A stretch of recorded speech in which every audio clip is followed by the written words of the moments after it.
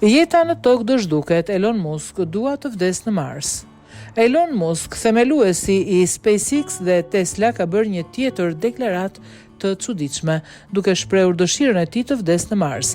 Ai e bëri këtë koment për herë të parë në vitin 2013 gjatë një eventi në South by Southwest dhe më pas. Më shumë se një dekadë më vonë, ai është ende i vendosur për këtë qëllim. Musk, i njohur për idetë e tij të guximshme dhe vizionin afatgjat, ka shpalosur mëtej mendimet e tij mbi të ardhmen e njerëzimit dhe udhëtimin në hapësirë. Ai shpjegoi se dielli është duke u zgjeruar dhe se pas disa qindra milion vjetësh toka do të bëhet e pabanuar. Sipas tij, udhëtimi në hapësirë është një nga mënyrat kryesore për të siguruar mbijetesën e njerëzimit.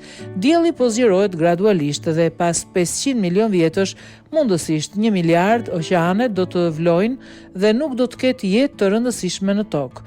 Ndoshta disa baktere që mund të mbjetojnë në temperatura shumë të larta, por asgjë që mund të ndërtojë raketa, tha Musk. Sipas tij, udhëtimi në hapësirë është zgjidhja që do të shpëtojë njerëzimin. Udhëtimi në hapësirë është mundësia më e mirë që kemi për të ruajtur jetën e njerëzimit. Për Musk, interplanetarizimi nuk është vetëm për të shpëtuar njerëzimin nga katastrofat kozmike të mundshme, por edhe për të krijuar një të ardhme më të mirë dhe më emocionuese. Një civilizim që udhëton në hapësirë është një civilizim që ka besim në të ardhmen. Asgjë nuk mund të jetë më emocionuese se sa të jesh pjesë e yjeve. Musk është gjithashtu duke punuar për të realizuar këtë vizion.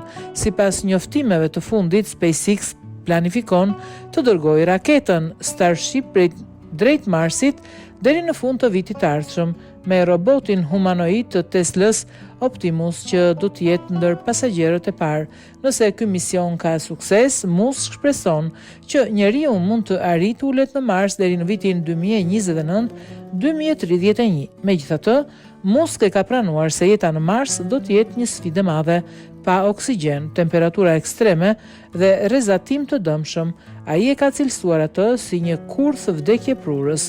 Është një udhëtim i gjatë dhe mund të mos kthehesh gjallë, tha ai, duke pranuar vështirësitë e këtij plani ambicioz.